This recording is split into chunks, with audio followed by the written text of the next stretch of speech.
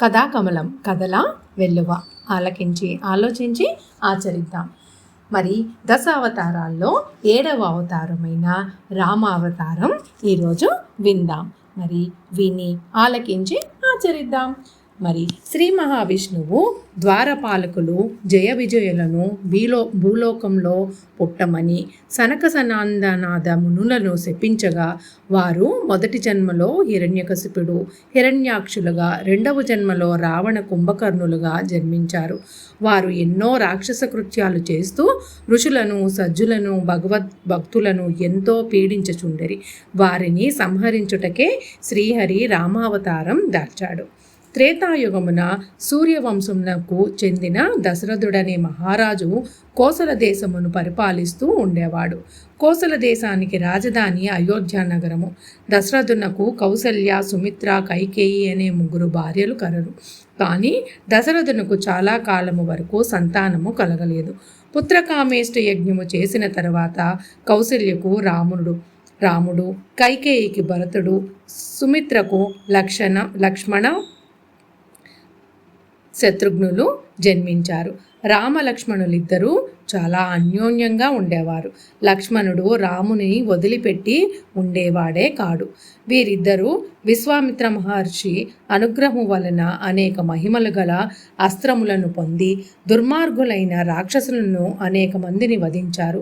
మిథిలా నగరానికి పరిపాలించే జనకుడు అనే మహారాజు ప్రకటించిన స్వయంవరములో రాముడు శివధనస్సు విరిచి జనకుని కూతురు సీతను పరిణయమాడాడు. సీత గొప్ప సౌందర్యవతి, గుణవంతురాలు, మహాపతివ్రత. కొంతకాలానికి దశరథుడు రామునికి పట్టాభిషేకము చేయవలనని తలపెట్టాడు. కానీ అతని చిన్న భార్య అయిన కైకేయి ఆమె చలికత్తె మందర ప్రోత్సాహముతో రామునికి రాజ్యం ఇవ్వద్దని తన కుమారుడైన భరతుని రాజుని చేయమని దశరథుని కోరింది. మరి ఇంతే, ఇతరుల మాటలు వింటే మనం సొంత వాళ్ళని వదులుకోవాల్సి వస్తుంది. కానీ వాటి మాటలు విన్నా మన బుద్ధి కూడా ఉపయోగించాలి. అదే కాకుండా రాముని 14 సంవత్సరాలు అడవికి పంపమని కూడా ఆజ్ఞాపించింది. తన పిన్నతల్లి కోరికపై శ్రీరాముడు అయోధ్య నగరాన్ని వీడి వానవాసమునకు బయలుదేరుచుండగా అతనితో అతని భార్య సీత, తమ్ముడు లక్ష్మణుడు కూడా వెళ్ళారు. వారు ముగ్గురు అడవిలో ఒక పర్ణశాల నిర్మించుకుని పండ్లు దుంపలు తింటూ కాలం గడుపుతున్నారు. ఇట్లు కొంతకాలమైన తర్వాత లంకాధిపతి అయిన రావణుని చెల్లెలు శూర్పణఖ అనే రాక్షసి రాముని అందము చూసి అతనిని మోహించింది, అంటే ఇష్టపడింది. అందమైన యువతిగా మారి తనను పెళ్లాడమని రాముని కోరింది. రాముడు ఆమెను లక్ష్మణుని వద్దకు పంపగా లక్ష్మణుడు కోపించి శూర్పణఖ ముక్కులు చెవులు కోశాడు. శూర్పణఖ తనకు జరిగిన అవమానము గురించి తన అన్నగారికి మొరపెట్టుకుంది. అప్పటికే రావణాసురుడు శివుని గూర్చి గొప్ప తపస్సు చేసి అనేక వరములు పొంది అధిక బలవంతుడై ఉన్నాడు. రావణుని 2 తమ్ములు, మొదటివాడు కుంభకర్ణుడు అతి బలవంతుడు. 6 నెలల్లో మెలకువగా ఉండి 6 నెలలు పూర్తిగా నిద్రపోయేవాడు. రెండవ వాడు భీష్ముడు. ఇతడు చాలా సన్మార్గుడు. 2 అన్నదమ్ములు అన్నగారైన రావణుని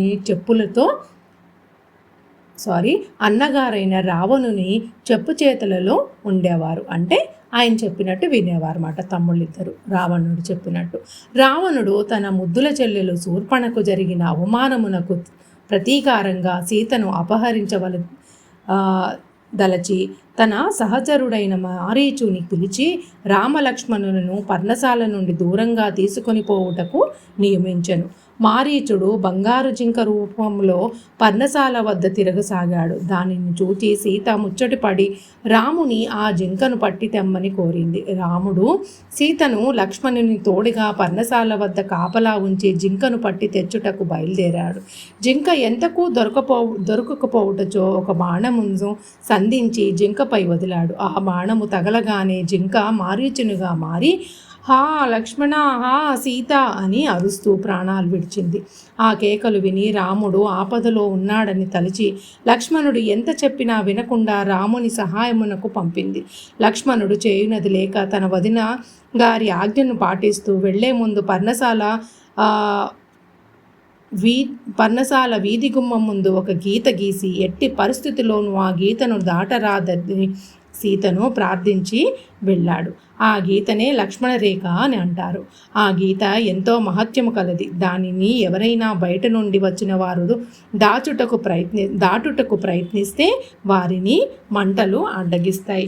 అందుకే పిల్లలు, మనము అమ్మ నాన్న చెప్పింది చెప్పడమే. ఆ గీత అంటే ఫిజికల్గా గీయకపోయినా అమ్మ నాన్న అక్కడ వరకే వెళ్ళండి అని చెప్తూ ఉంటారు కదా, అదే మనకు లక్ష్మణ రేఖ మాట. అదే అదునుగా రావణుడు సన్యాసి రూపంలో పర్ణశాల వద్దకు వచ్చి భవతి భిక్షాందేహి అంటూ సీతను భిక్షం అడిగాడు. సీత ఫలములతో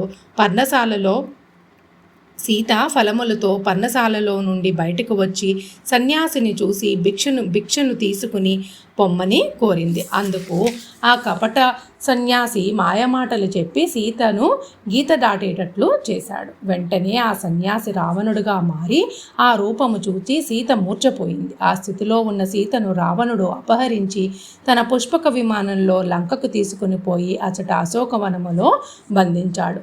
రామలక్ష్మణులు పర్ణశాల వద్దకు వచ్చి సీత లేకపోవుట చూచి ఇది రాక్షసమాయగా భావించి అడవి అంతయు సీత కోసము వెతికారు. కానీ సీత జాడ తెలియలేదు.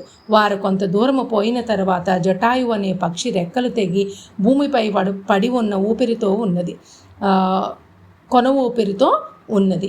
రామలక్ష్మణులు ఆ పక్షి వద్దకు వెళ్ళగా ఆ జటాయువు రావణుడనే రాక్షసుడు సీతను పుష్పక విమానంలో దక్షిణ దిశ వైపు తీసుకుని పోయాడని, అడ్డుకోబోయిన తన రెక్కలు కత్తితో ఖండించాడని చెప్పి ప్రాణములు విడిచింది జటాయువు.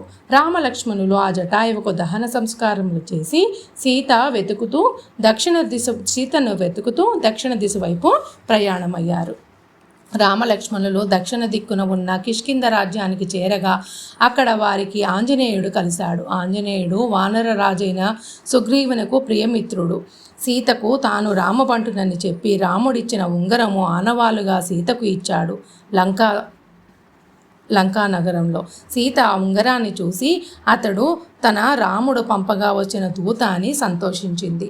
మరి సీతను కలుసుకున్నట్లు ఆనవాలుగా ఇచ్చిన చూడామణి ఆభరణము తీసుకొని తిరుగు ప్రయాణంలో అడ్డుకొన్న అనేక మంది రాక్షసులను చంపి లంకాపట్టణాన్ని ఆంజనేయులు మరల రాముని సన్నదికి చేరుకున్నారు.